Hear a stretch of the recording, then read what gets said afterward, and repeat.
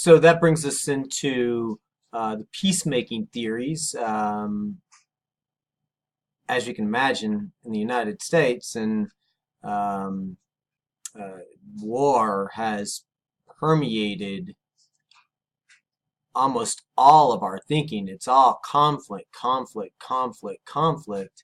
Um, this idea of a peacemaking theory is going to be almost immediately labeled a deviant perspective because conflict is how we see everything. I personally fall into the camp of yes, conflict does exist, but we don't exist solely at the as a result of conflict. We also move forward, move backwards based on cooperation as well. So it's a combination of conflict and cooperation, and I think that's really what these peacemaking theorists are trying to bring to the forefront. In reference to peacemaking theories, Richard Quinney is where things really start to take shape in the research world. His peacemaking theory extends his earlier works in the conflict perspective, provides a holistic understanding of crime and deviance, and brings a critical lens in which we can examine criminology and criminologists. Quinney is making the argument that most of criminology is warlike and creates a war on crime. Us versus them philosophy is what permeates this particular perspective. It's advocating punishment versus rehabilitation in order to stop crime, and it creates an increase in suffering for victims and offenders. For Quinney, peacemaking is an alternative lens of compassion, sympathy, and understanding. There's a lot of good research supporting the use of alternatives to incarceration, things like drug court, especially for first-time offenders. A drug court opportunity can offer that shaming, the appropriate amount of shaming, with the intent of integrating the offender back into society, instead of shaming along with incarceration and then stigmatizing them when they come out of incarceration, and almost making it impossible for them to succeed in society and at least legally succeed in society, and drives them back into many of the criminal activities that they were participating in before the first offense. When we continue with peacemaking theories, the theories of Popinski and Quinney outline 3 areas of peacemaking criminology. The religious peacemaking, which argues that crime and deviance should be looked at as members of the community who need understanding. So instead of seeing them as just sinners that cannot be brought back into the fold, we see them as sinners who have, for whatever reason, made mistakes, and given the appropriate amount of community understanding and involvement, we can bring them back into the fold. Feminist peacemaking argues for a humanity approach, where understanding that women are placed at a disadvantage in patriarchal society, and that we all should be treated equally. And that's just not women. I think one of the things that folks confuse about feminism is that they see that feminism, or they assume that feminism is only about giving women an opportunity to be equal, but it's not. It's much more expansive than that. It's equality for all. And then critical peacemaking argues for an understanding of the societal power differences and how those powers affect the intersections of gender, race, and class in our society. As with all the critical perspectives, we are dealing with power. And when we're dealing with power in the United States, we're dealing with wealthy white folks, which pretty much rules all of us out. There's a different class of people in this country that are making decisions to benefit them and using the rest of us as pawns in the game of chess they play with each other.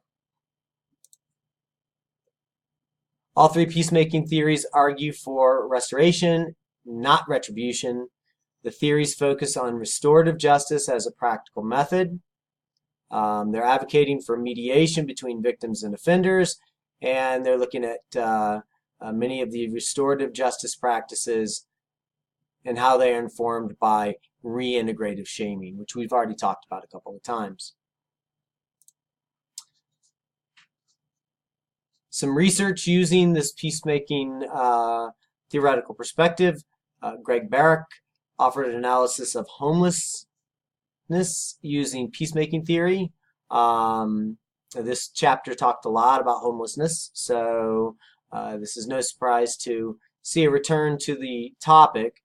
Where other perspectives are problematic as they view homelessness as individual problems or a deficit in the character, we're going to see peacemaking theory look at the structural problems that could create choices for these individuals or force choices upon these individuals.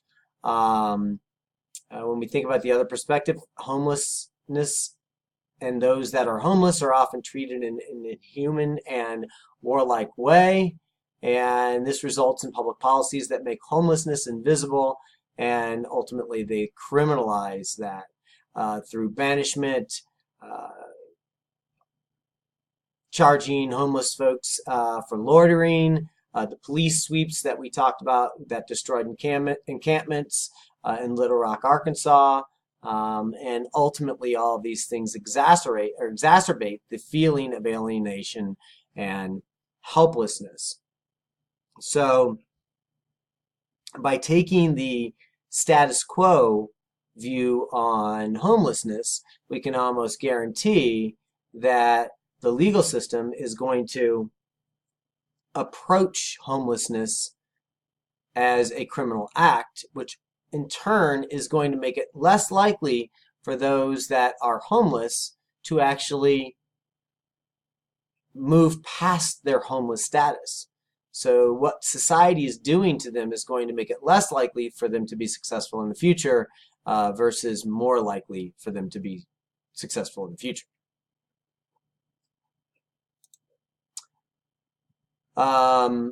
Continuing with the research, peacemaking practices and policies would offer solutions that focus on alleviating the structural conditions that cause homelessness, maybe creating more jobs or affordable housing, and they offer services and places of refuge for homeless individuals.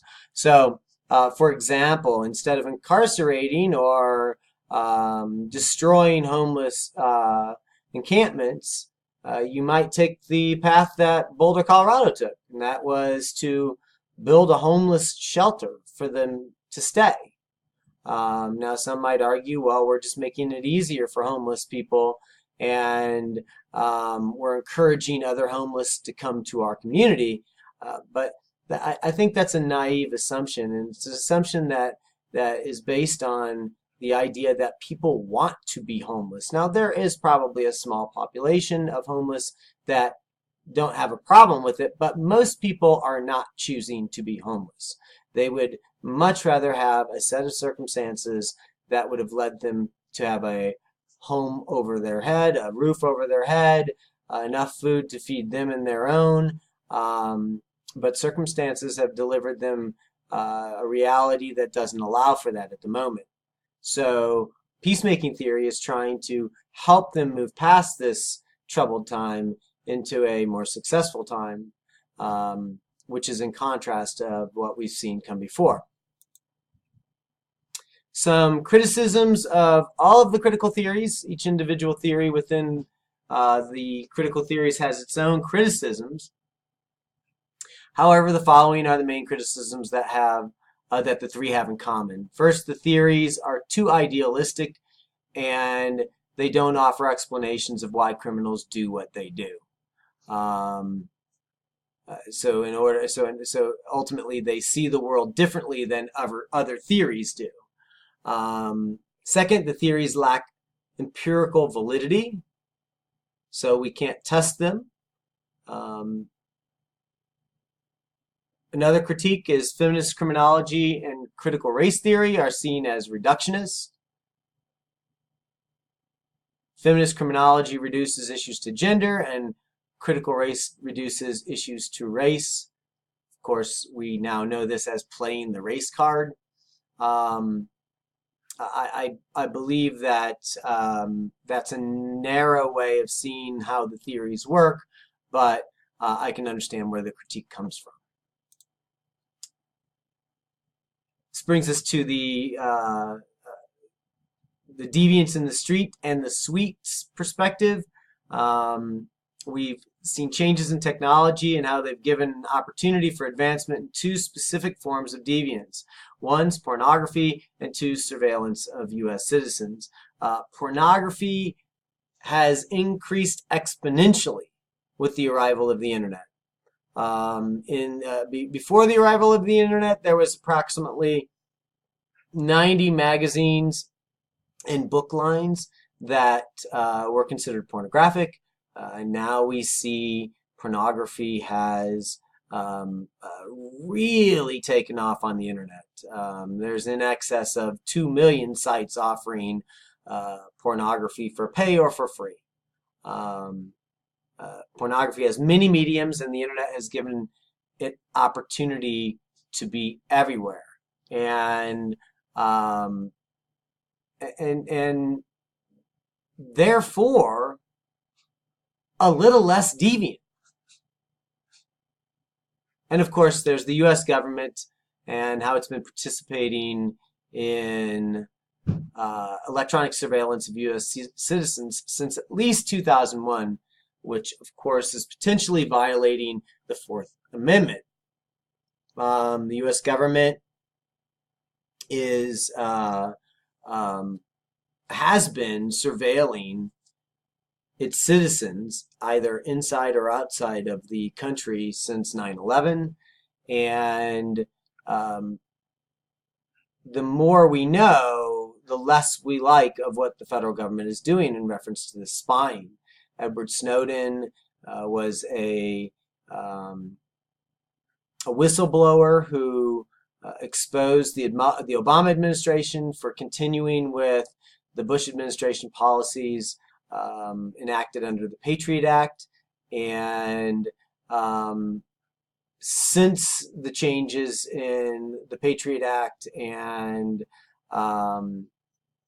many other Supreme Court rulings that have challenged our privacy in the United States, the clarion call of a violation of the Fourth Amendment has been always present.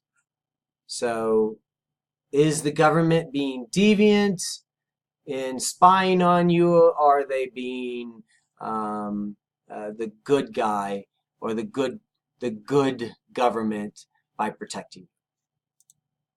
And then finally, some ideas in action. Peacemaking theory is being used by the Navajo Nation. They started using it in the 1980s and 90s in order to advocate for social change of public policy. They wanted to reform the law to support the people, because what they were seeing is that there was a lot of criminal activity on the reservation, and incarceration wasn't helping. So in order to solve some of the problems on the reservation, they had to think outside the box. Coker in 2006 investigated the use of peacemaking practices in domestic violence cases. The peacemaking philosophy can offer various alternatives to the outcomes for women in abusive relationships. And there's a lot to be excited in reference to peacemaking theories. The question is, will society buy it? My guess is no.